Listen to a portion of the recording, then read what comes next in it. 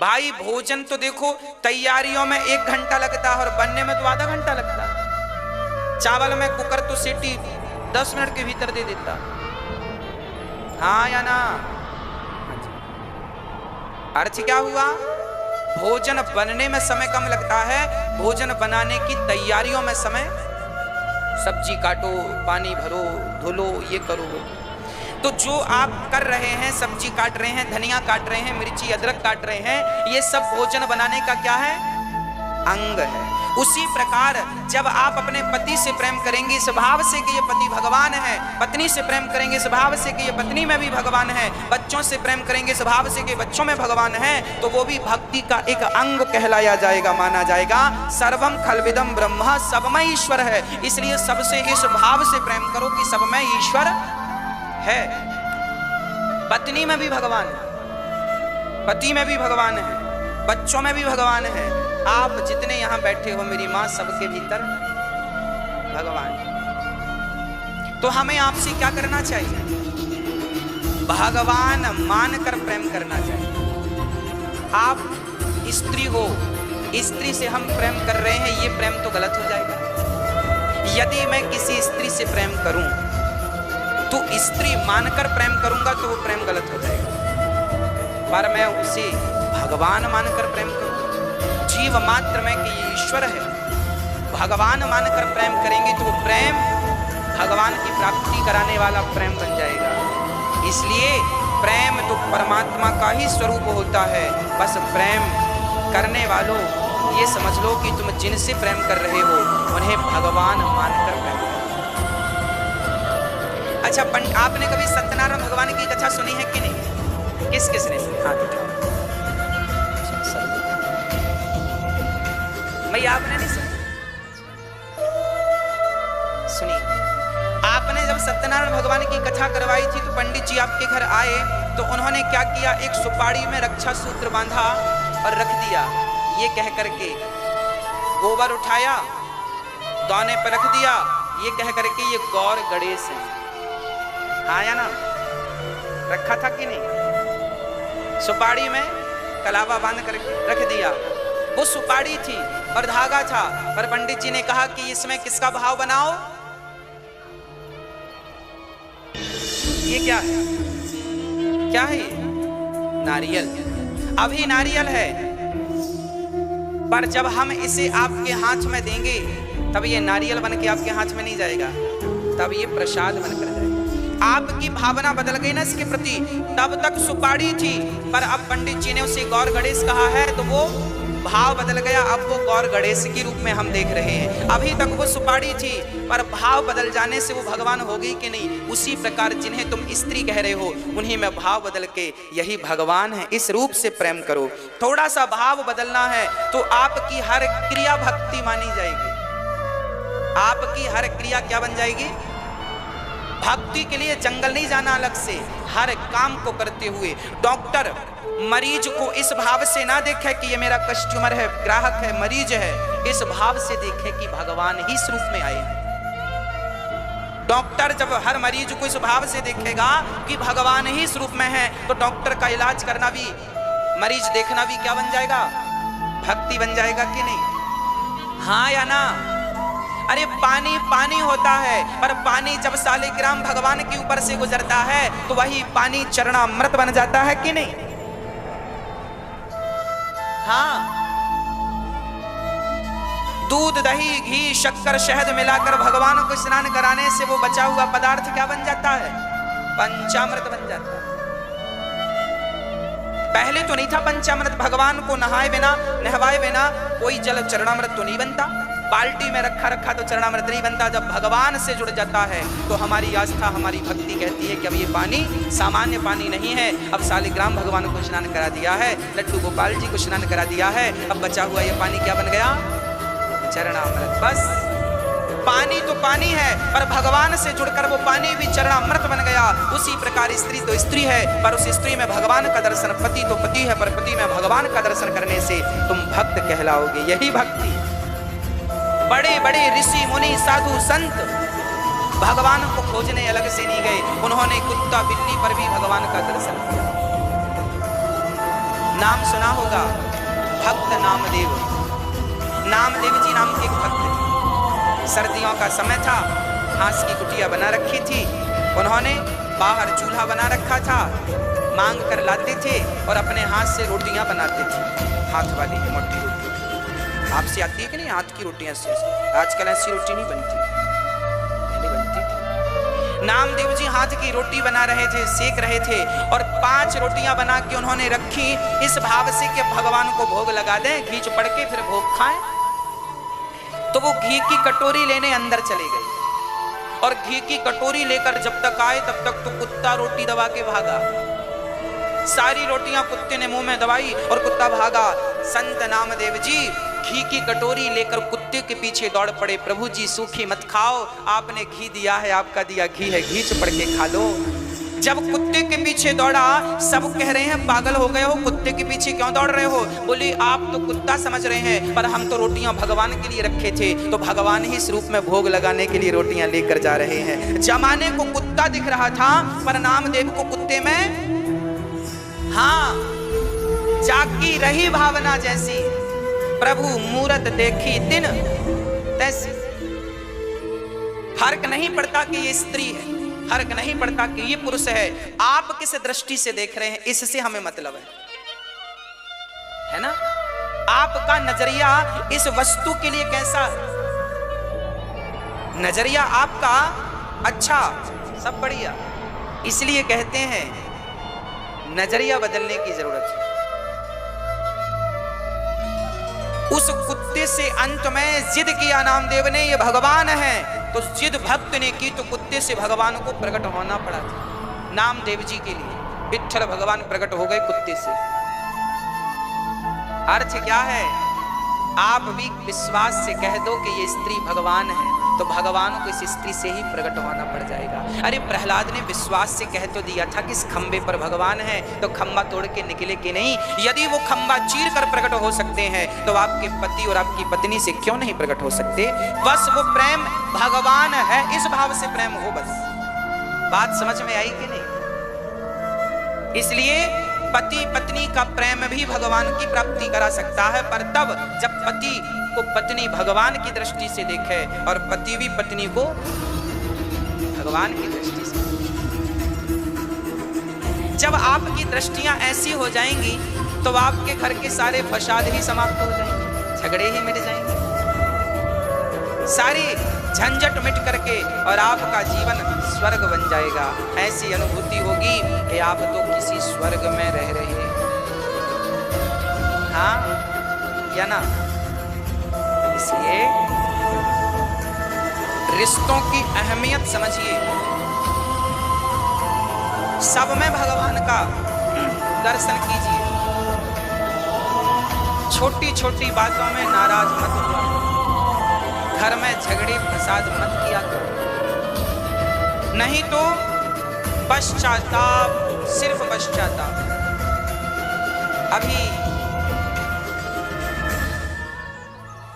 कल हमारे पास एक सज्जन आए, उन्होंने हमसे कहा महाराज जी, अभी कुछ महीने पहले हमारी पत्नी ने आत्महत्या कर ली। हमने पूछा आपकी पत्नी ने आत्महत्या क्यों कर ली? उन्होंने कहा एक छोटी सी जरा सी बात पर हम पति पत्नी का झगड़ा हो।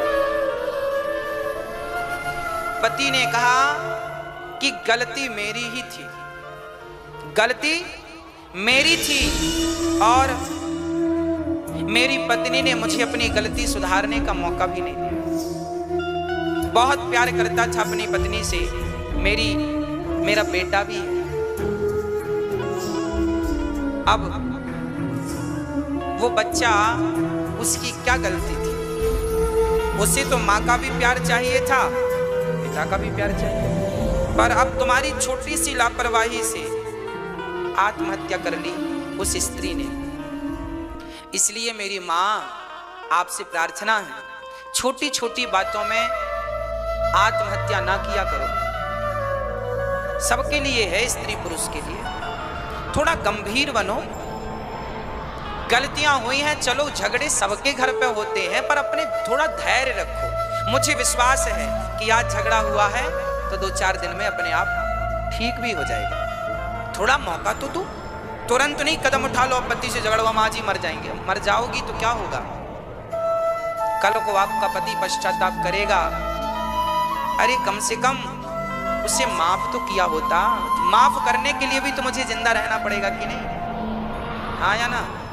माफ भी तो मैं तभी करूंगा जब जिंदा रहूंगा। अरे जिंदा ही नहीं रहूंगा तो माफ क्या कर लूंगा? इसलिए पहली बात तो घर में झगड़े ना हो, प्रयास ऐसा करो। और झगड़े ना हो इसके लिए क्या करना पड़ेगा? इसके लिए पति पत्नी दोनों को ही समझदारी का परिचय देना पड़ेगा। पति ने कुछ बोल दिया, पति है। कई बार ना पत्नियां नाराज हो जाती हैं, कई बार पति नाराज हो जाते हैं। अच्छा मुझे एक बात बताओ, जब आपका पति प्यार आपसे करता है तो डांटने पड़ोसन को जाएगा क्या? बोलो, डांटेगा भी तो आपको। आप अपने बेटे को डांटती हो कि नहीं? हाँ या ना? आपका बेटा आपकी बिटिया गलत करती है तो आप डांटते हो कि नहीं? माता पिता डांटते हो ना? हाँ, क्यों डांटते हो? अपने ही बच्चों को क्यों डांटते हो? पड़ोसन के बच्चे को तो नहीं डांटते। क्यों? क्योंकि आपका आपके बेटे पर अधिकार है। उसी प्रकार पत्नी ने कुछ कह दिया पति को तो पति को बुरा नहीं मानना चाहिए। अरे उसने भी तो अधिकार से ही कहा है, तुम पर अधिकार है सो कह दिया। अधिकार है तो कहा है ना, अधिकार ना होता तो थोड़ी कहती जो कह रही है। और पति भी कुछ कहे तो उसका अधिकार है आप पर। कह रहा है आज गुस्से में है, थोड़ा शांत होने दो उसे। पत्नी गुस्से में है, पता नहीं उसके मन में क्या चल रहा, थोड़ा सुन लो। 2-4 बातें, अपने आप गुस्सा ठंडा पड़ेगा, बात कर लेना। जरूरी थोड़ी है कि आप गरम है गुस्से में भरे हो मैं भी लग जाऊं। ये तो विवेक नहीं है। पढ़े लिखे हो, क्या पढ़ा है? डिग्रियां पाई, पीएचडी कागजों में है। यहाँ तो पीएचडी है नहीं, रियल जिंदगी में। व्यवहार में तो पीएचडी है नहीं, चरित्र में तो पीएचडी है नहीं, बस कागजों में रखी साहब ये पीएचडी हमारा कागज। खाएंगे इसको? जीवन प्रैक्टिकली होना चाहिए। कागजी ज्ञान तो बहुत भरा पड़ा, प्रैक्टिकली कितना ज्ञान है आपके पास?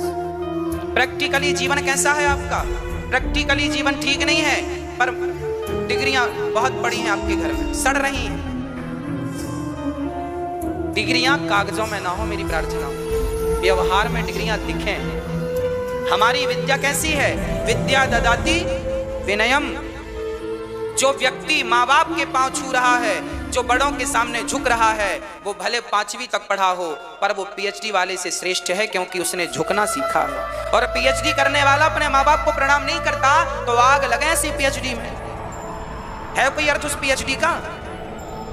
हाँ या ना? माँ बाप को तो तुम पांव छूते नहीं, माँ बाप का सम्मान करते नहीं हो तो तुम पीएचडी हो तो? रट्टू तोता मत बनो मेरी माँ, रट्टू तोता भरे आज भारत में रट्टू तोता ही तो मिल रहे हैं हर जगह। सबने याद कर लिया, 2 और 2 4 होते हैं, बस याद कर लिया। व्यवहार जगत उठा के देखो, सबका सब परेशान है भीतर से। क्यों परेशान है? क्योंकि उनकी शिक्षा चरित्र में नहीं उतरी। हम कल गुरुजी का दर्शन करने गए थे, हमारे गुरुजी ने कहा भागवत में एक श्लोक लिखा है 2 स्कंध में, सत्याम क्षितौ किम कसिपो प्रयासै बाहौ स्वसिद्धे युगवर्हणै किम। ये भागवत जी का श्लोक है। कल हमारे गुरुजी ने कहा जिस दिन से मैंने भागवत का ये श्लोक पढ़ा है, इस श्लोक का अर्थ ये है कि जब जमीन पर लेटने से काम चलता हो तो पलंग की क्या व्यवस्था करना, जब हाथ का तकिया लगाने से काम बनता हो तो तकिया का क्या प्रयास करना। रिश्तों के धागों में यदि उलझन आ जाए ना मेरी माँ, तो धीरे धीरे सुलझाने का प्रयास किया करो। उलझे हुए धागे में, प्रेम के धागे में कैंची मत चला दिया करो। रिश्तों को तोड़ देने से अच्छा है, रिश्तों को समाप्त कर देने से अच्छा है उन्हें सुलझाया जाए। तलाक लेने के पहले विचार कर लो, पूरी कोशिश करो कि तलाक लेने की नौबत ना आए। दोनों तरफ से पति पत्नी की समझदारी ना आए, पहले सुलझाने का प्रयास कर लो, पूरी कोशिश करो। भारत सतियों का देश रहा है, पतिव्रता नारियों का ये भारत देश रहा है। इसलिए मेरी माँ खूब प्रेम से जीवन में रहो। अपने बच्चों को प्रेम के संस्कार दो और बच्चों से कहो कि बेटा, जब आप पति से प्रेम करेंगे, पत्नी से प्रेम करेंगे, बच्चों से प्रेम करेंगे, माता से प्रेम करेंगे, पिता से प्रेम करेंगे, तभी तो प्रेम भगवान से भी कर पाएंगे ना, क्योंकि आपको प्रेम करना आता है। अच्छा, प्रेम करना आता ही नहीं है, ना पत्नी से प्रेम करता, ना बेटा से प्रेम करता, ना पति से प्रेम करती, ना माता से प्रेम करती, ना पिता से। अरे तुमको प्रेम करना आता ही नहीं, तुम भगवान से क्या प्रेम कर लोगे? प्रेम भगवान से करने के लिए पहले अपनी माँ से, अपने पिता से, अपने परिवार से प्रेम करना आना चाहिए।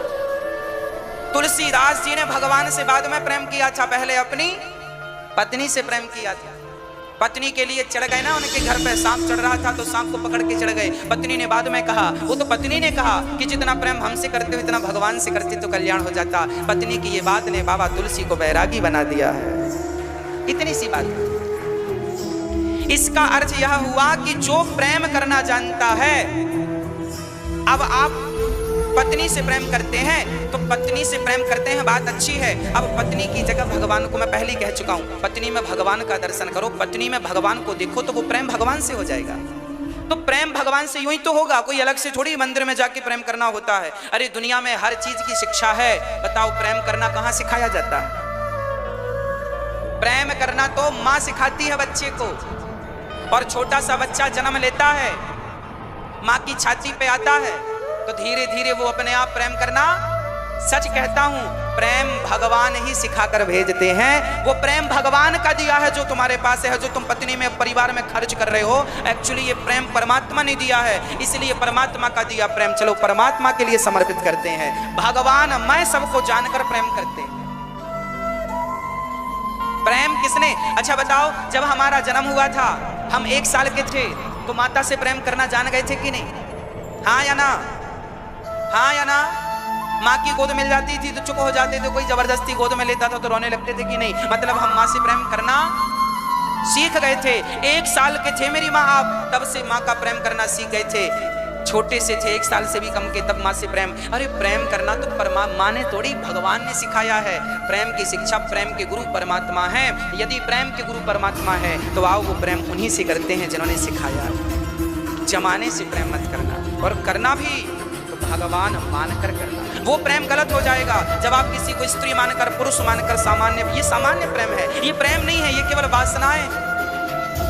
यदि आपने इसे स्त्री मान रखा है, इसे पुरुष मान रखा है, और फिर आप प्रेम की बात कर रहे हैं, वो प्रेम नहीं है, वो तुम्हारी वासनाओं की पूर्ति है। बस वासनाएं की पूर्ति पूरी हो जाएगी, प्रेम खत्म हो जाएगा। ये सामान्य बातें हैं। मैं आपको सामान्य बातें नहीं बता रहा हूं, मैं आपको सस्ता माल देना ही नहीं चाहता, मैं आपको महंगी चीज दूंगा, अनमोल चीज दूंगा। मैं अनमोल चीज यही दे रहा हूं कि आप सब में भगवान को जानकर उससे प्रेम करिए। यदि आप अपने बेटे से प्रेम करते हैं तो करिए बेटे से प्रेम, पर ये सोचकर करिए कि ये बेटे के रूप में भगवान ही हमारे घर आए हैं, ये भगवान है, भगवान मैं जानकर प्रेम करिए। फिर देखिए बड़े बड़े महापुरुषों ने तो ऐसे किया।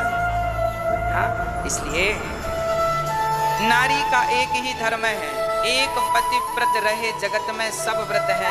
नारियों ने बहुत व्रत किए, पूर्णिमा और भला ना सब किया, पर पतिव्रता ना बनी तो सारे व्रत बेकार।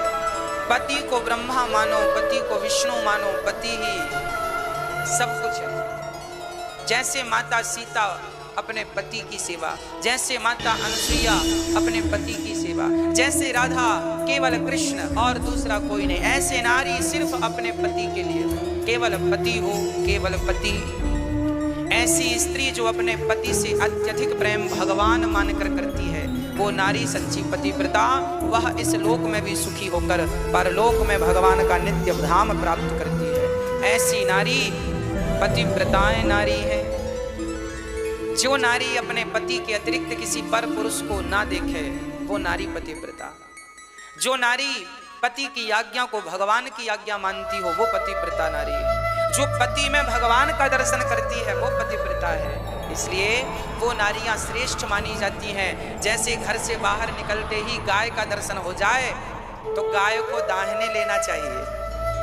दाहिने जानती हो ना? जैसे आप जा रहे हैं और ये गौ माता आपके रास्ते में बीच में आकर खड़ी हो गई, तो आप यहाँ से मत निकलिए। यहाँ से निकलेंगे तो आपका बाएं हाथ आ जाएगा, तो गाय को दाहिने लेकर, मतलब गाय को इस तरफ करके, अंदर तरफ करके, जैसे परिक्रमा लगाते हैं ना सीधी, तो गाय कभी भी मिल जाए और आप जा रहे हैं और गाय मिले तो गाय को परिक्रमा में लेके, अर्थात गाय को दाहिने तरफ से, ये मेरा बायां हाथ है, ये मेरा दाहिना हाथ है, तो गाय मुझे सामने खड़ी है तो मैं गाय को इस तरफ से जाऊं ताकि दाहिने हाथ तरफ से गाय हो, बाएं हाथ तरफ। और गधा रास्ते में मिल जाए तो गधे को दाहिने मत करो, गधे को बाएं करो। गाय मिले, कोई ब्राह्मण मिल जाए तो ब्राह्मण को भी दाहिने करो, गुरुजी मिल जाए गुरुजी को भी दाहिने करो। ये शुभ संकेत होते, शुभ सूचक होते। उसी प्रकार कोई मांग भरी, महार लगाए, 16 श्रृंगार किए हुए पतिव्रता नारी मिल जाए तो जरूर मन से उसे प्रणाम करके उसको दाहिने करके निकलो। उसके दर्शन मात्र से जिस काम को तुम जा रहे हो वो काम पूरा हो जाएगा। ये पतिव्रता नारियां भी ना, ब्रह्मा विष्णु महेश को भी अनुसुईया ने बच्चा बना दिया था कि नहीं। ये पतिव्रता नारियों की शक्तियों को तुम कम मत आंकना। ये नारियां शांत रहती हैं क्योंकि माँ है, जब अपने में आती हैं तो ब्रह्मा विष्णु महेश को भी हिला देती है। इसलिए उन माँओं से बच के रहिएगा जो माएँ सिर्फ अपने पति की सेवा करती, पतिव्रता नारियां हैं। ऐसी नारियों का धोखे से अपमान ना हो जाए, ऐसी नारियों की दृष्टि पड़ जाएगी ना क्रोध की, सर्वनाश हो जाएगा। जो नारी सदा अपने पति को भजती है, ऐसी नारी यदि उसके अंदर से तुम्हारे लिए दुआएं निकल गई तो तुम्हारा कल्याण हो जाएगा, और बद्दुआएं निकल गई तो कुल वंश नष्ट हो जाएगा। अरे माता सीता की बद्दुआएं रावण को मिली तो सर्वनाश हो गया कि नहीं? पतिव्रता थी ना माता सीता। रावण ने पतिव्रता नारी को हाथ लगाया था, वंश में पानी देने वाला नहीं बचा।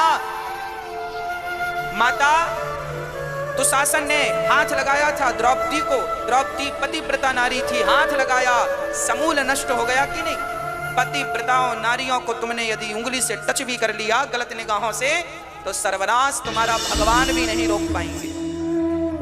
इसलिए नारियों का सम्मान किया करो, नारियों की इज्जत किया करो।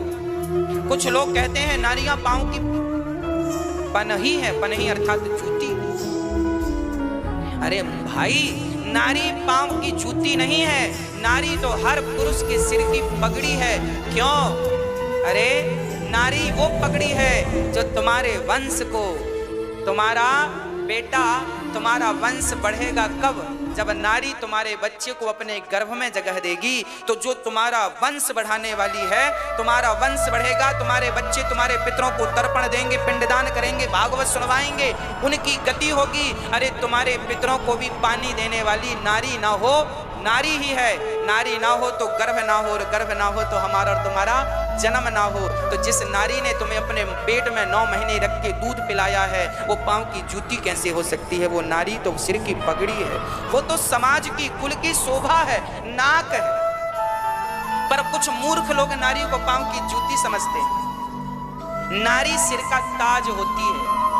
सिर का ताज ना होती तो राम जी रावण जैसे दिग्गजों से पंगा लेकर सीता को ना लेके आते। ताज ना होती तो राम जी सीता के लिए राम सेतु का निर्माण ना करते। नारी ताज ना होती तो राम रामेश्वरम भगवान की स्थापना ना करते। आज रामेश्वर जाओ तो ये भी याद रखो कि रामेश्वर भी तब है जब सीता जैसी पतिव्रता नारी की याद में एक राम ने अपनी पत्नी की याद में राम सेतु और रामेश्वरम की स्थापना की। देखो, नारी का सम्मान उसे वापस दिलाओ, नारी का अधिकार उसे वापस दिलाओ। राम जी चाहते दूसरा विवाह कर लेते पर नहीं किया, क्योंकि नारी का खोया हुआ सम्मान जो पति उसे वापस करा देता है वही उत्तम पति। बहुत सारे पति ऐसे होते हैं, लड़की जब ससुराल जाती है ना तो देखो ससुराल में केवल पत्नी ही अकेली होती है कि नहीं? तुम्हारा तो मैं पुरुषों की बात, पुरुषों का तो भाई भी है, पिता भी है, तुम्हारी तो माँ भी है, तुम्हारी तो बहन भी है, पर तुम्हारे घर में जो तुम्हारी पत्नी है वो बिल्कुल अकेली है। उसके परिवार का यहाँ पर तुम्हारे सिवा कोई नहीं है। अब विचार करो कि एक महिला को, एक स्त्री को उसका पति कहता है तुम गलत हो, सास भी कहती है तुम ऐसी हो, ननद भी कहती है तुम ऐसी हो, जिठानी भी कहती है। अरे ये बताओ, जब सब तुम उसे डांटोगे तो उसके मनोबल का क्या होगा? अरे तुम्हारे घर में कोई तो हो जो नारी का सहयोग करे, और ये सहयोग पति को करना चाहिए। नारी यदि अपना घर परिवार छोड़कर आई है तो केवल अपने पति के लिए आई है। इसलिए पारक्षणे धातु से पति बनता है। जब कंस ने देवकी के बाल पकड़े थे, आकाशवाणी हुई थी कि मैं तुमको अभी मार डालता हूं। जब कंस ने अपनी बहन देवकी के बाल पकड़ के तलवार निकाली, तब वसुदेव जी ने क्या कहा था? क्या कहा था कि पत्नी को मत मारो, मेरी पत्नी है ये। वसुदेव जी बोले अब मेरी पत्नी हो गई है, इसकी रक्षा करना मेरा धर्म है। तुम्हारी बहन थी तो क्या हुआ, अब मेरी पत्नी। और कहा देखो, पत्नी की रक्षा के लिए वसुदेव जी ने क्या कहा कि चलो तुम्हें बच्चे चाहिए ना, मैं बच्चे दे दूंगा, पर पत्नी को मत मारो। हाँ, वसुदेव जी भी उच्च कोटि के पति थे जो पत्नी के स्वाभिमान के लिए उसके संग जेल भी गए। मर जाने दिया होता ना वसुदेव जी ने देवकी को, पर नहीं ना। पत्नी की रक्षा करना ये नहीं कि पत्नी आई है तो अब उसे कोई भी गाली दे रहा है, जिठानी बोल रही है, सास वो कुछ भी बोले जा रही है, बाई बना के रखा है। अरे पति जमाना पक्ष ना ले, नारी सबकी गालियां सुन लेती है, नारी सबका अपमान सहन कर लेती है, पर जब पति की तरफ से भी अपमान ही मिलता है तो फिर उसे बर्दाश्त नहीं होता। इसलिए कम से कम पति तो उसका सम्मान करे, पति तो उसकी रक्षा करे, पति तो उसकी तरफ बोले, उसका पक्ष ले। तुम्हारी पत्नी है, जरूरी नहीं है कि तुम्हारी माँ कह रही है कि तेरी पत्नी गलत है तो तुम्हारी माँ के कहने से गलत हो जाएगी। एक बार तुम मुआयना तो करो, सही में तुम्हारी माँ गलत है कि पत्नी गलत है। तुम माँ का ही पक्ष लोगे और पत्नी को नकार दोगे, कैसी गृहस्थी चलेगी? माँ को भी, एक पुरुष वही सच्चा पुरुष माना जाता है जो अपनी माँ को भी प्रसन्न करके चले, अपनी पत्नी को भी प्रसन्न करके चले। अरे नारियां कहती हैं, नारियां कहती हैं कि हम पुरुष होते तो बताते। मेरी माँ, आपसे ज्यादा जिम्मेदारी पुरुष की होती है, क्योंकि आपके लिए तो केवल पति सब कुछ होता है, और पुरुषों को तो दोनों पक्षों को देखकर और लेकर चलना पड़ता है। इसलिए अपनी जगह पर आप सही हो और पुरुषों की जगह पुरुष सही है। पर मैं पुरुषों से निवेदन करूंगा कि जब भी पक्ष लेने की बात आए तो एक बार निर्णय ले लीजिएगा कि आपकी पत्नी सही है या गलत है। यदि पत्नी गलत है तो उसे दंड मिलना चाहिए, पर पत्नी सही है तो फिर उसे आपका साथ भी मिलना चाहिए। पत्नी सही है तो फिर उसका सपोर्ट करो। हर जगह पत्नियां गलत नहीं होती। हम तो बहुत ज्यादा कुछ समझते नहीं हैं। आपसे केवल यही निवेदन करते हैं कि अपने रिश्तों को लेकर चलिए। सबकी जरूरत पड़ती है, माँ की भी जरूरत पड़ती है, पिता की भी जरूरत पड़ती है, पत्नी की भी जरूरत पड़ती है, पुत्रों की भी जरूरत पड़ती है। इसलिए पुरुषों को कुछ ऐसा करना चाहिए कि सभी प्रसन्न रहे आपसे, सभी को लेके चलना है आपको। बड़ी जिम्मेदारी से शादी के बाद बचकानी जिंदगी मत जिया करो, जरा गंभीर हो जाओ, जरा सोचने का समझने का नजरिया बदलो, जरा समुद्र की तरह गंभीर बनो। हाँ,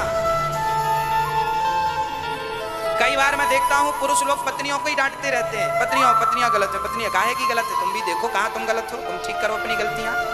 और पत्नियों को जहाँ गलत है वहाँ डांटो। पत्नियों से, मेरी माताओं से प्रार्थना है, आप बिल्कुल गलती ना किया करो। आप अपने पति को भी लेकर चलो और अपनी सासू माँ और ससुर को भी लेकर चलो, घर परिवार को भी लेकर चलो। हम तोड़ने का काम ना करें, हम जोड़ने का काम करें। समाज में जो लोग जोड़ते हैं वो महान होते हैं, जो तोड़ते हैं वो। कैकई माता ने तोड़ा है, इसलिए आज तक किसी ने अपनी बेटी का नाम कैकई, मंथरा ने घर को केवल तोड़ा है। राम के जीवन में आग लगा दी कि नहीं? हाँ या ना? दशरथ जी के प्राण ले ली कि नहीं? हाँ या ना? हाँ, जिन ने समाज को तोड़ने का प्रयास किया है, आज उनका नाम लेना भी लोग उचित नहीं समझते। कोई बाप बेटी का नाम कैकई और मंथरा नहीं रखता, क्योंकि समाज को इन्होंने क्या करने का काम किया? तोड़ने का काम किया। जबकि आज हजारों बच्चों का नाम भरत है, क्योंकि भरत जैसे भाइयों ने अपने भाई को जोड़ने का प्रयास किया है। भैया भरत ने खड़ाऊं सिर पे रखी। अरे भरत को तो राजगद्दी मिल गई थी, पर फिर भी उन्होंने जो बात उनकी माँ ने बिगाड़ी, उस बात को संवारने का पूरा प्रयास किया कि नहीं भरत जी ने? भैया मैं 14 साल जंगल रह लूंगा, भैया राम आप चलो, आप राजा बन जाओ, ये भरत जी ने कहा था। तो रिश्ते जोड़ने वाले हो समाज में, तोड़ने वाले ना हो। हाँ, बात समझ में आई? हाँ या ना? हाँ। कल को पत्नी मर जाएगी तो रोते फिरोगे पत्नी नहीं है, पति नहीं होगा तो फिर याद करोगी। इसलिए जिनके पति नहीं है वो परमात्मा को अपना पति माने, आप अकेले नहीं हैं। आप अपने रिश्तों की अहमियत को समझिएगा, क्योंकि जो रिश्ता आज है आपके करीब हो सकता है कल ना हो, इसलिए जी लो जी भर के। एक बार दोनों भाई झगड़ा कर रहे थे, छोटा बोला तेरे घर नहीं आऊंगा, बड़ा बोला तेरे घर नहीं आऊंगा। तभी हम चले गए और हमने छोटे भाई से कहा ये बताओ उसके घर जाओगे कि नहीं? बोला नहीं जाएंगे, हम मर जाएंगे पर नहीं जाएंगे। अच्छा, हमने कहा ये बताओ कल को तुम्हारा बड़ा भाई मर गया तो उसके मरने पर तो जाओगे? हाँ हाँ मरने पर तो जाएंगे। हमने बड़े भाई से भी पूछा क्यों, छोटे भाई के घर जाओगे? बोले नहीं जाएंगे कभी। हमने कहा छोटा मरेगा तो जाओगे कि नहीं? जाएंगे। तो हमने कहा तो क्या मरने का ही इंतजार है कि कब मरे भैया कब जाएं? अरे जिंदा है, हो गई बात, खत्म करो। मैंने पहले ही कह दिया है, लड़ाई झगड़े सब दिमाग में रखा करो। दिमाग में होंगे सब निकल जाएंगे, दिल में रखने की जरूरत नहीं है। सबके घर झगड़ा होता है, लड़ाइयाँ होती हैं, पर इतना लंबा मत खींचा करो। रात गई बात गई, खत्म करो। अरे प्यार मोहब्बत से रह लो, सबको ही मर जाना है। ये जो तुम प्यार से जी रहे हो ना, ये प्यार ही रह जाएगा, है ना? कुछ यादें रह जाती हैं, अच्छा व्यवहार, अच्छे संस्कार रह जाते हैं। स्वामी विवेकानंद जी चले गए पर उनका संस्कार, उनका ज्ञान रह गया। राम जी चले गए पर राम का वो आदर्श हमारे लिए रह गया। श्रवण चला गया पर श्रवण का आदर्श, हाँ या ना? श्रवण चला गया पर श्रवण की वो मातृ पितृ भक्ति रह गई। हाँ, जाना तो तुम्हें भी है, जाना तो हमें भी है, पर कुछ ऐसा कर जाओ कि तुम्हारे जाने के बाद लोग तुमसे सीखें कि भाई जीवन हो तो वैसा हो। कुछ प्रेरणा देने के लिए तुम्हारे संस्कार तो रह जाएं। यूं झगड़ा करोगे भाई भाई तो तुम्हारी ही संतान तुमसे क्या सीखेगी? लगा लो भाई को गले से, कल को मर जाएगा तो फिर आप मरने पर जाओगे तो लोग कहेंगे लो जिंदा था तब तो आया नहीं, मर गया तो रसगुल्ले खाने आ गया।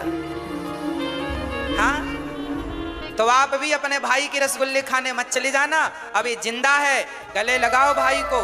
वैष्णव देवी की यात्रा करते हैं लोग, लंबी लंबी चढ़ाइयाँ चढ़ते हैं। अमरनाथ की यात्रा करते हैं लोग, लंबी लंबी चढ़ाइयाँ चढ़ते हैं, और अपने रूठे भाई के घर जाकर उसके घर की 4 सीढ़ियाँ नहीं चढ़ पाते। 4 सीढ़ियाँ भैया की चढ़ ना पाए तो अमरनाथ जाने का फायदा क्या? अरे पहले रूठे भाई को तो मना लो, वो वैष्णव देवी तो यूं ही मान जाएगी। रूठा भाई तो माना नहीं, उसे तो मनाया नहीं, पुचकारा नहीं, गले लगाया नहीं। आज आपके भाई की जरूरत है, आपको गले लगाओ। छोड़ो बातें, खत्म करो।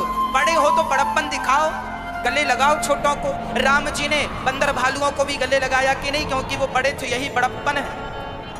बड़ों का बड़प्पन यही है कि वो सबको गले से लगाएं। माता शबरी के भी पैर खाए, बंदर भालुओं को गले लगाया कि नहीं मेरे राम ने?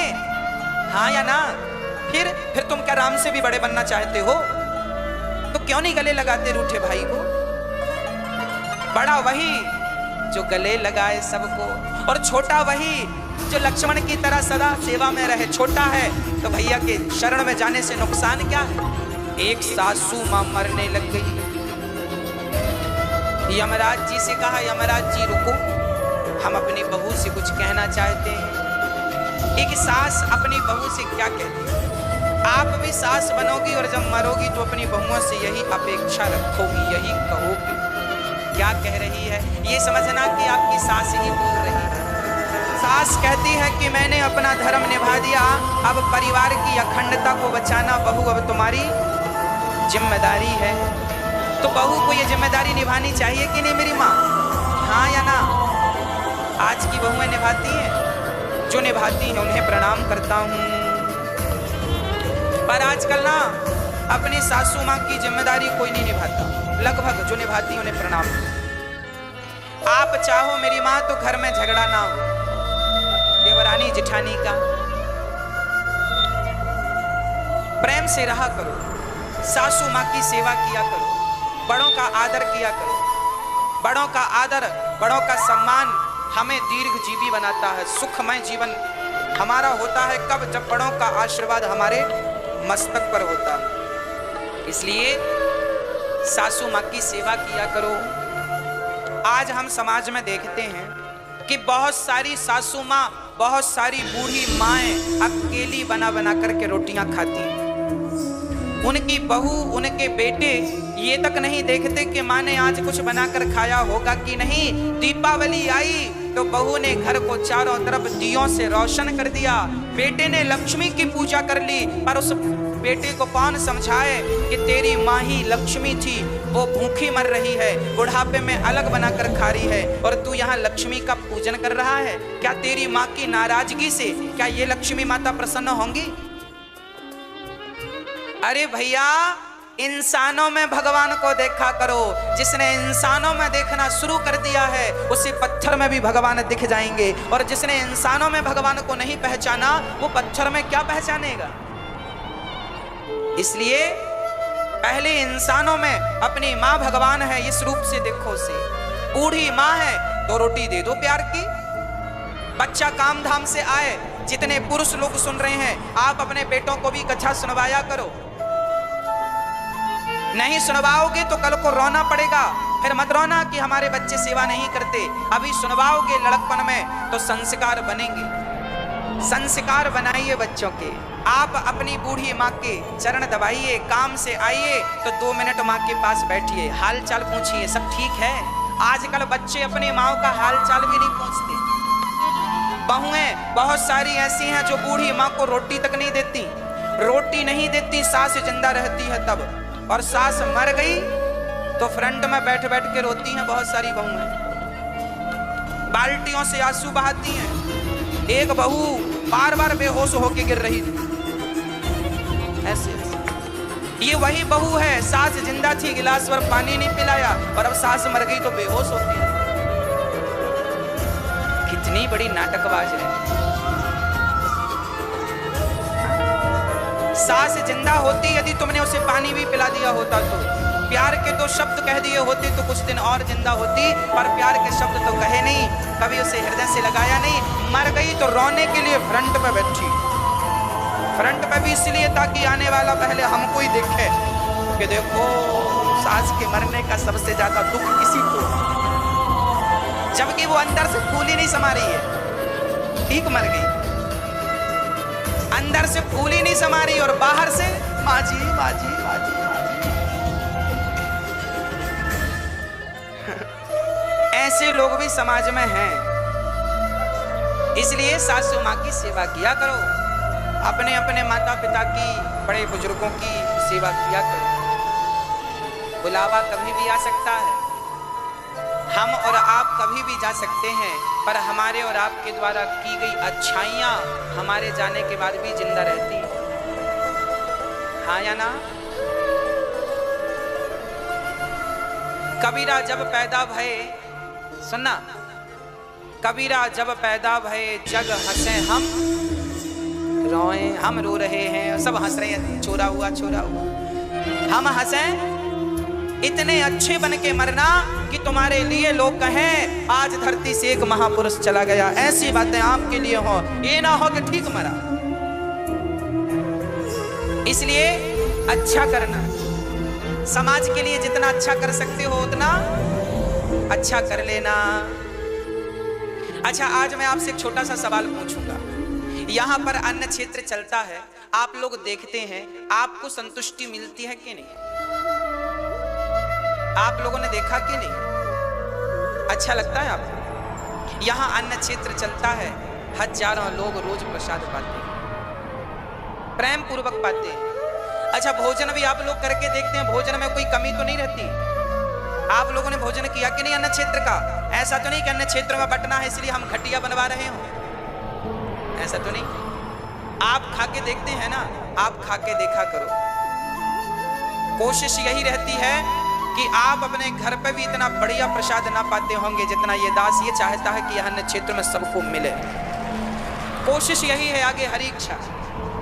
स्वाद तो भगवान ही उसमें डालते हैं, काम तो नहीं का, पर मेरी कोशिश यही, अच्छे से अच्छा प्रसाद मिलना चाहिए। और सभी संत, किसी भी संत से आप पूछ लेना जो प्रसाद लेते हैं, मैं रोज पूछता हूँ, वो कहते हैं बहुत अच्छा प्रसाद है। मुझे लगता है कि ये जो साधु संत प्रसाद लेने आते हैं ना, ये साधु संत प्रसाद लेने नहीं, हम जैसे अभागों पर कृपा करने आते हैं कि तुम इस धन को इस धर्म से जोड़ रहे हो, तो तुम्हारा अन्न लेकर के वो तुम्हें पावन करने आते हैं, तुम्हारा दिया हुआ दान सफल बनाने आते हैं।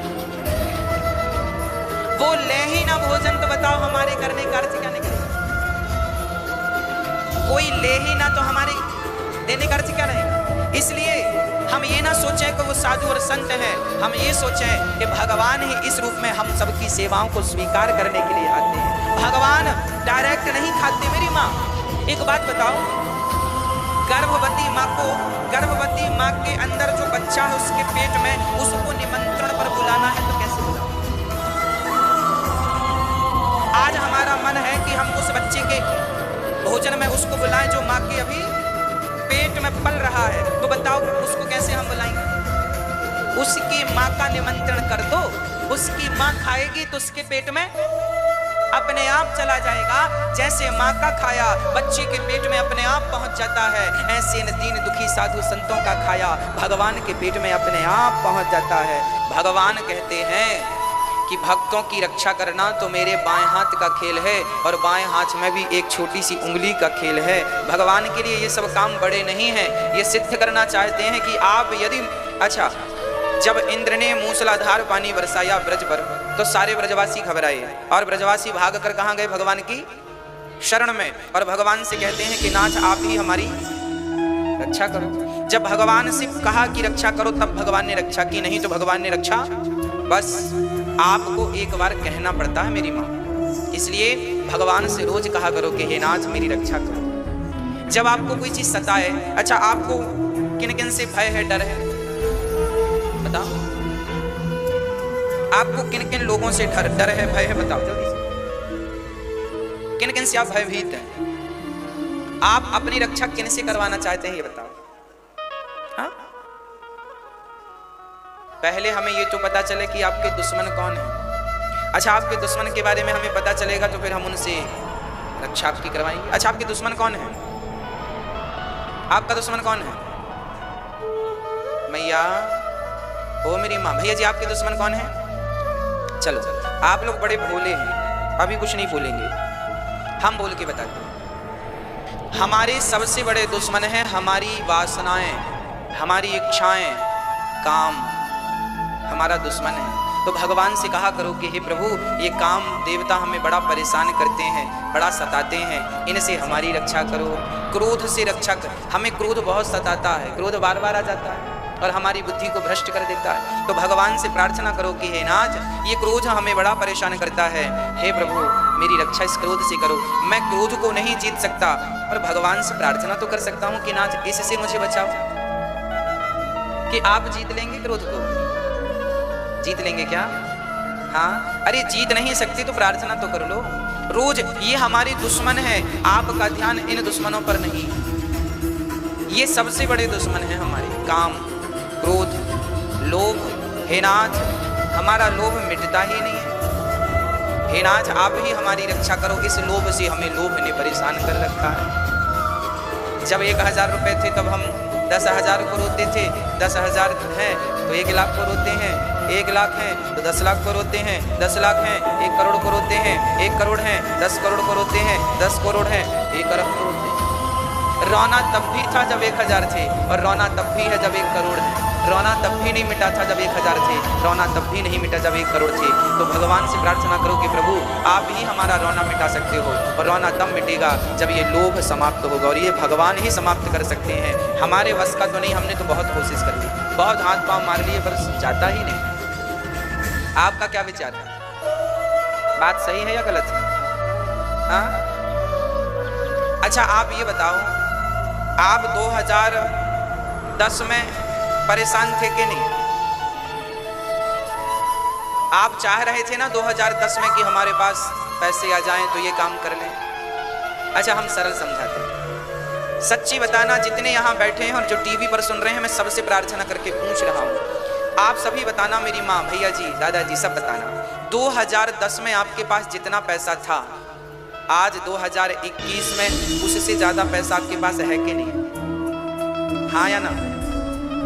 2010 में आप इतने धनवान नहीं थे जितना 2021 प्रेजेंट में आप हैं। सही है ना ये बात?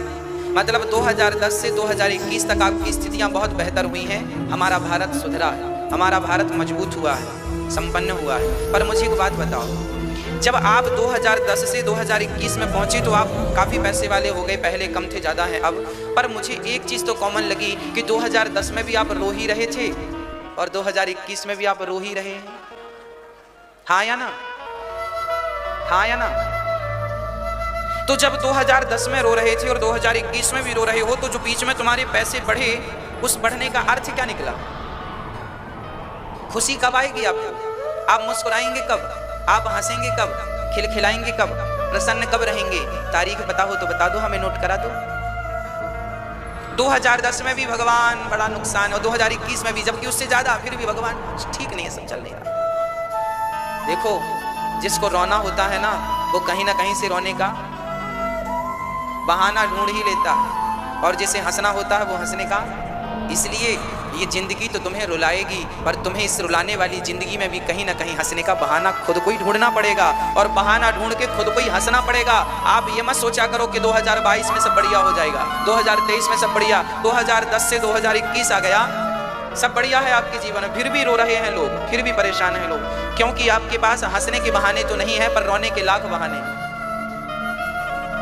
आपके पास हंसने के बहाने नहीं है, जबकि रोने के बहाने बहुत है। इसलिए थोड़ा सा वक्त निकाल करके हंस लिया करो, प्रसन्न रहा करो। विधाता जो दे रहे हैं वो कम नहीं है, परमात्मा जो प्रदान कर रहे हैं वो आपकी औकात से कहीं ज्यादा है। इसलिए विधाता का केवल धन्यवाद करो, ईश्वर का केवल धन्यवाद करो। शिकायत ना करो कि प्रभु तुमने क्या दिया। कई लोग शिकायत करते हैं, भगवान ने तो हमें ये नहीं दिया।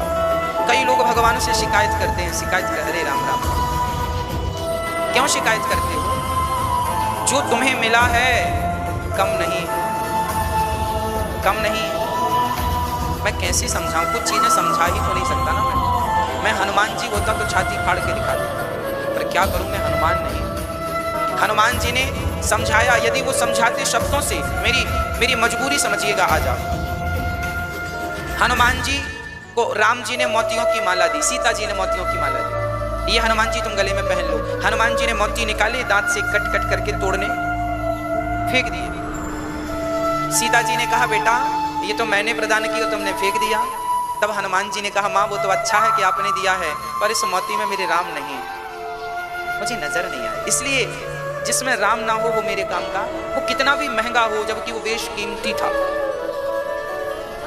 तो वहां लोग बैठे थे, बंदर भालू और भी थे, और सेना में, सभा में बड़े लोग बैठे, सब प्रकार के लोग बैठे रहते हैं, हंसने रोने वाले, टांग पकड़ के खींचने वाले, सब प्रकार के लोग होते हैं, मजाक उड़ाने वाले, सब प्रकार के लोग होते हैं। तो हनुमान जी से व्यंग कर दिया, अरे इस माला में राम नहीं है तो क्या तुम्हारे भीतर राम है?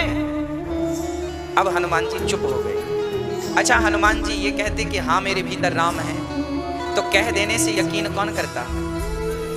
राम के जमाने में तो ऐसे लोग थे कि सीता जी ने अग्नि परीक्षा दी थी तो लोगों ने यकीन नहीं किया था, तो फिर हनुमान जी के कह देने से लोग यकीन करते क्या? बोलो, नहीं ना। उस जमाने में, राम जी के जमाने में लोग ऐसे थे कि सीता जी अग्नि में चलकर आई, अग्नि से परीक्षा देकर आई, फिर भी लोगों को यकीन नहीं था, और कह दिया ना सीता के चरित्र के बारे में, ये ठीक नहीं है, उठाया था उंगली की नहीं समाज ने। हाँ, तो वो लोग वहां भी थे जब हनुमान जी से कह रहे थे कि तुम्हारे भीतर हनुमान भगवान है क्या? तो हनुमान जी ना फिर शब्दों से उन्हें समझाना उचित नहीं समझे।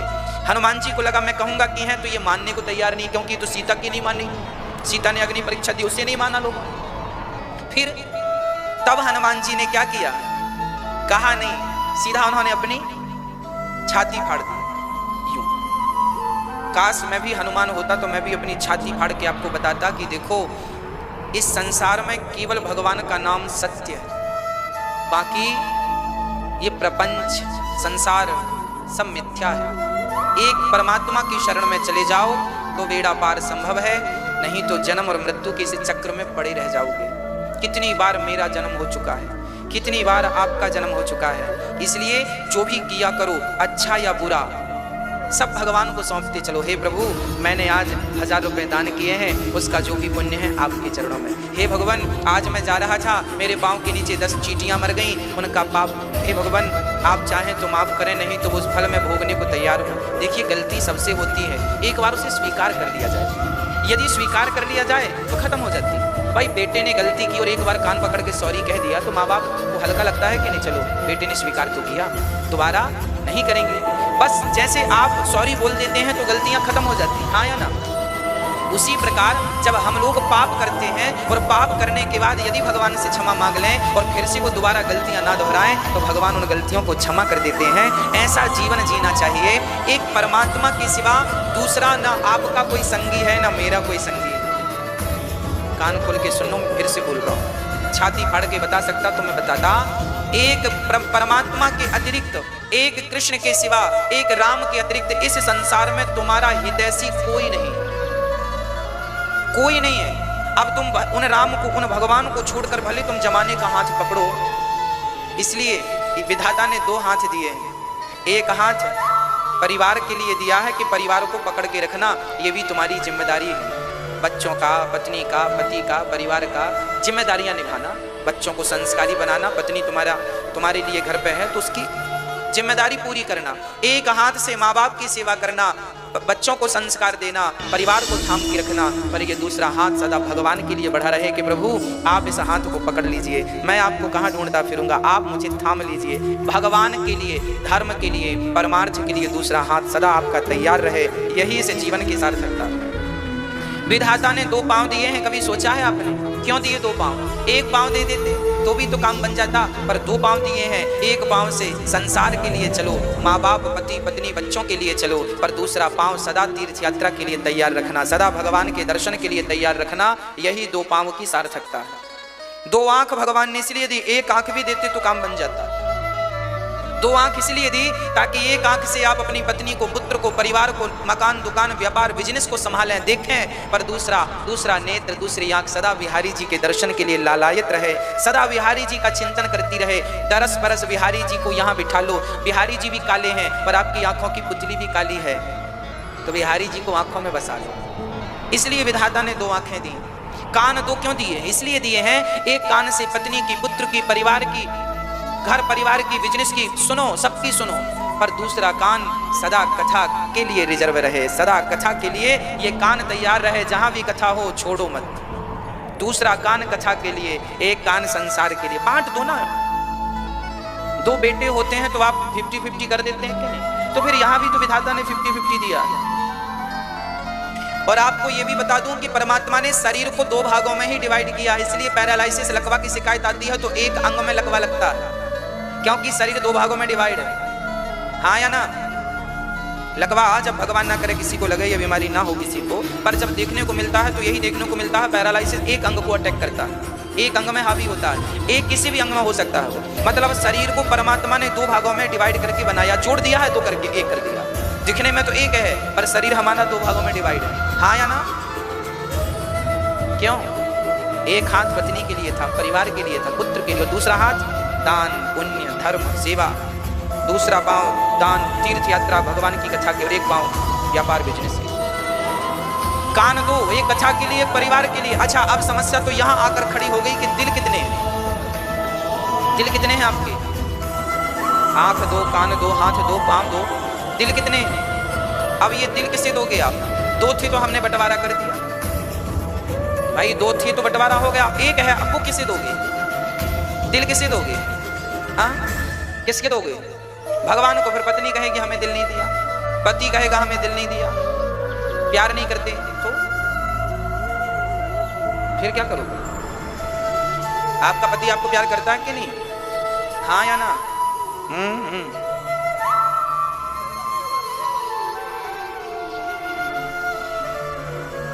दिल एक ही है, विधाता ने एक ही दिया।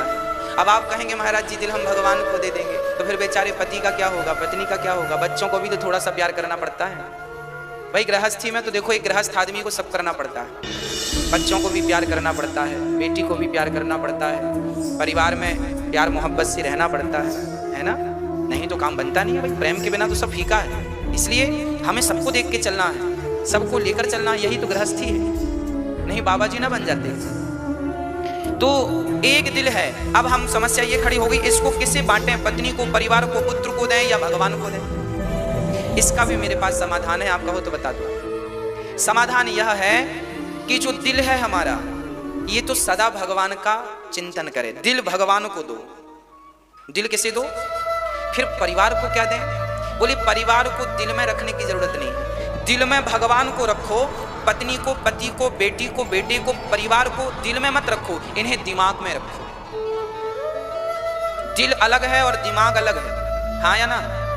अच्छा, दिमाग जो है ना, मैं दोनों का अलग अलग अंतर बताता हूं, सुनो। एक पत्नी ने पति से कहा, बाजार जा रहे हो, जरा 1 किलो देसी घी ले आना, खत्म हो गया।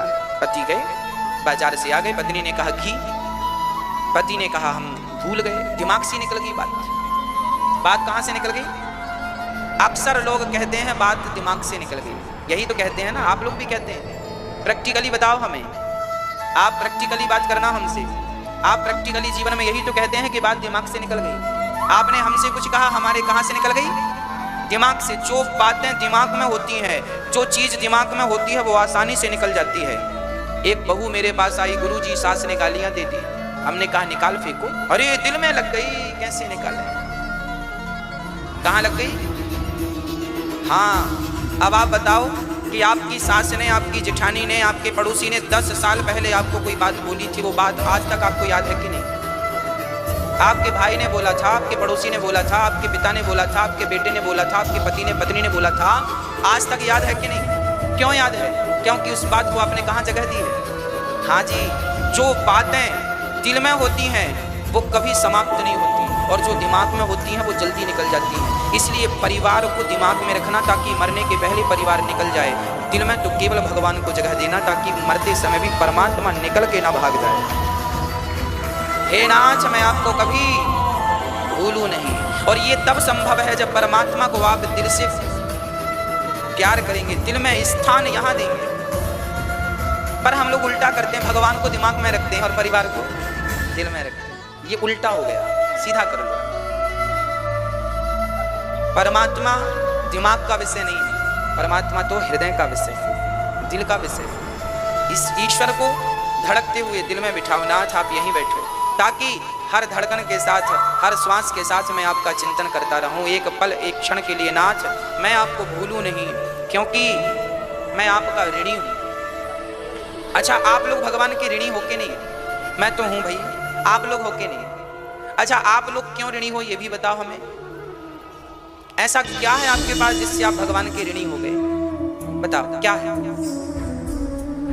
क्या है आपके, क्यों ऋणी हैं आप? कोई आपसे पूछे, आप कहेंगे मैं भगवान का ऋणी हूं, तो आप किस बात के ऋणी हैं ये भी तो स्पष्ट कीजिए। क्या है आपके पास जिसके आप ऋणी हैं? हाँ,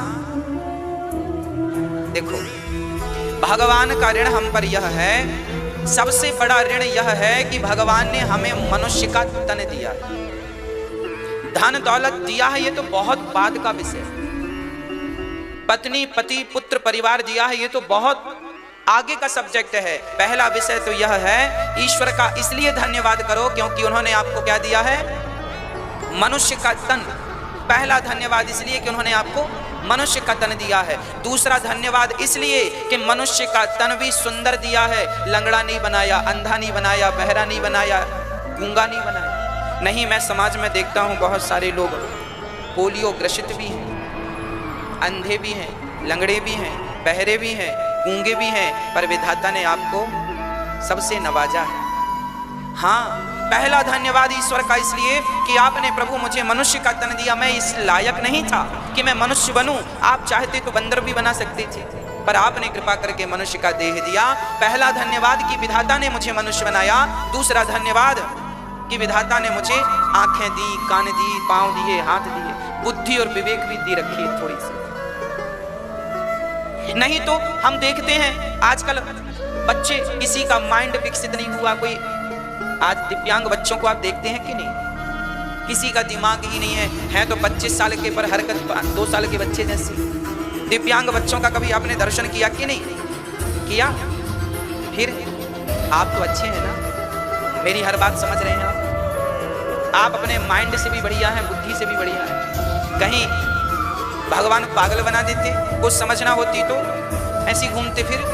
हाँ, पहला धन्यवाद दो कि विधाता मनुष्य का तन दिया है। दूसरा धन्यवाद दो विधाता आपने हमें अंधा नहीं, लंगड़ा नहीं, बहरा नहीं, समझदार बनाया, थोड़ी सी समझ दी, अक्ल दी, उसका धन्यवाद। तीसरा धन्यवाद इसलिए दो के हे नाथ, धन्यवाद आपका इसलिए कि आपने हमें मनुष्य तो बनाया है, अच्छा तो बनाया है, आंख, हाथ, पांव, नाक सब दिया है, पर आपका इसलिए धन्यवाद कि आपने भारत भूमि में हमें भेजा है। ये वो भक्ति भूमि है, ये भोग भूमि नहीं है, ये तो तपस्वियों की तपस्थली है। हाँ, यहाँ का व्यक्ति भोगी नहीं, योगी है। यहाँ गंगा है, दुनिया के किसी भी क्षेत्र में चले जाओ, अमेरिका, जापान छान मारो, पर गंगा जल तो केवल भारत में है। गंगा जल ही दुनिया का ऐसा जल है जो पानी आप बोतल में भर के रख दो, 10,000 साल बाद भी गंगा का पानी सड़ता नहीं है। प्रैक्टिकल आप कर लीजिएगा, पता है कि नहीं आपको? दुनिया का कितना भी बढ़िया पानी हो, क्वालिटी अच्छी हो, वो पानी महीने भर में बदबू मारने लगेगा, बोतल में भर के देख लेना। और गंगा जल आप 10 साल तक भर के देखे रहना, आपके घर में ज्यों का त्यों गंगा जल रहेगा। अर्थात गंगा जैसी शुद्धि, गंगा जैसी पवित्रता परमात्मा ने भारत को दी है, और वही भारत हमें परमात्मा ने प्रदान कर दिया है। कितने गुणों से तुम्हें नवाजा है परमात्मा ने, पर तुम तो केवल शिकायत कर दो। क्या दिया तुमने? वाह, क्या दिया तुमने? क्या नहीं दिया ये तो बताओ। क्या नहीं है तुम्हारे पास? जिनकी आंखें नहीं हैं उन अंधों से जाकर पूछो कि आंखों की कीमत क्या होती है। जिनके कान नहीं है उनसे जाकर पूछो कि कथा के शब्दों की कीमत कितनी है। तरस रहे हैं लोग कथा सुनने के लिए, बहरे हो चुके। जिनके पांव नहीं है उनसे जरा 4 कदम चलने का, अरे चलने में भी जो आनंद है वो आनंद भी विधाता सबको नहीं देते। जो नहीं चल पाते उनको वो आनंद कहाँ मिलता? जिनके पांव नहीं है उनसे पूछो कि चलने का सुख पाओगे? हाँ हाँ, तड़प रहा है, तुम्हें दिया है विधाता, फिर भी कहते हो क्या दिया, क्या दिया? एक बहन रोती रोती आई, गुरुजी भगवान से बहुत शिकायत है। क्यों? बोले हम बेटा सोच रहे थे, बेटा हो, बेटी दे दी, बेटी हो गई बेटी। लो, हमने कहा बहन भगवान को धन्यवाद दे, तेरी कोख में तो बेटी भी नहीं थी, तेरी किस्मत में तो बेटी भी नहीं थी, पर विधाता ने कृपा करके कम से कम तुझे बेटी तो प्रदान की है। जो दिया है उसका धन्यवाद तो नहीं दिया, बल्कि शिकायत और कर दी। वाह! इसलिए आपसे हाथ जोड़कर कहता हूं, शिकायत भरा जीवन मत जिया करो। आपको कोई शिकायतें हैं भगवान से? हैं? क्या नहीं दिया आपको? एक लंगड़े से हमने पूछा कि भैया तुम्हारा तो एक पांव नहीं है, तुम भगवान से शिकायत कर रहे हो कि नहीं? क्योंकि तुम्हारा तो अधिकार भी है शिकायत करने का, क्योंकि तुम्हारा तो पांव नहीं है। उस लंगड़े ने हमें जवाब दिया, उस लंगड़े ने कहा गुरुजी भगवान से हम शिकायत नहीं करते। क्यों? उन्होंने कहा कि भगवान ने हमारा एक पांव नहीं दिया तो क्या हुआ, एक पांव तो दिया है, उसका हम धन्यवाद करते हैं। दूसरे पांव की जगह हम बैसाखी लगा के चलते, दोनों ही ना देते तो क्या कर लेते? तो फिर मैं उनके पास गया जिनके दोनों नहीं थे। समाज में ऐसे लोग भी हैं जिनके दोनों पांव, तो मैं उनके पास गया, मैंने उनसे हाथ जोड़कर कहा भैया ये बताओ आपके तो दोनों ही पांव नहीं है, तो आप तो भगवान से शिकायत करते होंगे। तो वो व्यक्ति बड़े पॉजिटिव थे, उन्होंने कहा महाराज जी हम भगवान से कोई शिकायत नहीं करते। अरे आपके तो पांव नहीं है? हाँ। अरे बोले पांव नहीं है तो क्या हुआ, हाथ तो परमात्मा ने सलामत छोड़े हैं, हम उनका धन्यवाद करते हैं। जीवन यदि आप नेगेटिव हैं, नेगेटिविटी आपके भीतर है तो आपका कोई इलाज नहीं, और आप पॉजिटिव हैं, आपके भीतर सकारात्मकता है, तो फिर आप हर हाल में सुखी ही रहेंगे। अब सुखी रहने के लिए मेरी माँ धन की जरूरत नहीं है, सुखी रहने के लिए केवल सकारात्मक सोच की जरूरत है, केवल पॉजिटिव एनर्जी की जरूरत है, पॉजिटिव थिंकिंग की जरूरत है, पॉजिटिव सोच की जरूरत है। सकारात्मक सोच हो तो आदमी सुखी है, और नकारात्मक सोच हो तो व्यक्ति, आपके सुख और दुख का कारण केवल आपकी सोच है। ईश्वर का धन्यवाद दो। सारे ब्रजवासियों ने भगवान को पुकारा, आवाज लगाई, तो सबकी रक्षा के लिए भगवान ने गोवर्धन एक उंगली से उठाया। सारे ब्रजवासियों की भगवान ने रक्षा की। जैसे भगवान ने उंगली उठाकर ब्रजवासियों की रक्षा इंद्र के प्रकोप से की थी, मुझे विश्वास है कि आप भी भगवान की शरण में जाकर एक बार पुकारेंगे तो भगवान आपकी भी रक्षा जरूर करेंगे। इसलिए भागवत हम सबको बंधन से मुक्त करती हैं, भागवत जी हम सबको खुशियों से भरती हैं। भागवत जी ही ऐसी हैं जो हमारे भीतर भगवान का प्रेम भरती हैं, भगवत प्रेम भरती हैं। भागवत केवल भगवत प्रेम नहीं, विशुद्ध ज्ञान प्रदान करती हैं, विशुद्ध प्रेम प्रदान करती हैं। इसलिए जीवन में भागवत जरूर सुनो, भागवत से प्रेम करो। ये भागवत प्रत्यक्ष भगवान का स्वरूप है। सामर्थ्यता होए सो इसे करवाओ, अपने पूर्वजों का कल्याण करो। नारायण कवच का जो पाठ करता है, मैं आपसे प्रार्थना करता हूं अपने बच्चों को नारायण कवच का पाठ कराया करो। वृंदावन आए हो ना, तो भागवत जी यहां से लेकर जाना, पुस्तक की दुकान में जाना, वहां 2 खंडों में गीता प्रेस की भागवत मिलती है, जिसमें हिंदी और संस्कृत दोनों होती हैं। 2 खंडों में है, इसे ले जाइएगा। यहां वृंदावन हर जगह पुस्तकों की दुकान में, जहां गीता प्रेस की दुकान है वहां मिल जाएंगी। इसमें भागवत जी के प्रथम खंड में 6वें स्कंध के 8वें अध्याय में नारायण कवच का पाठ है तो संस्कृत से, पर कोई बात नहीं, आप पढ़िएगा। आज केवल 5 या 7 मिनट का पाठ है, तब जब याद हो जाए, नहीं तो भी तो आधा घंटा लगेगा। आप रोज पाठ कीजिए, संस्कृत से पाठ कीजिएगा। टूटी फूटी जैसी बने, आपके आसपास जो विद्वान लोग हों संस्कृत के, उनके पास जाओ और उनसे सीख लो नारायण कवच। इससे क्या होगा? नारायण कवच का पाठ जिनके घर पे नित्य होता है, जिनके बच्चे करते हैं, किसी भी प्रकार की कोई बाधा, ना भूत की ना प्रेत की, मैं आपको लिखित में साइन करके दे सकता हूं। जो नारायण कवच का पाठ करता है उसकी दुर्घटना में मृत्यु कभी नहीं होती, एक्सीडेंट इत्यादि कभी नहीं होगा। नारायण कवच का पाठ कीजिए बस, ना तो तुम्हें भूत प्रेत ना सांप बिच्छू भी डंक नहीं मारेंगे, ऐसा मेरा विश्वास है। इतना प्रभाव है नारायण कवच का।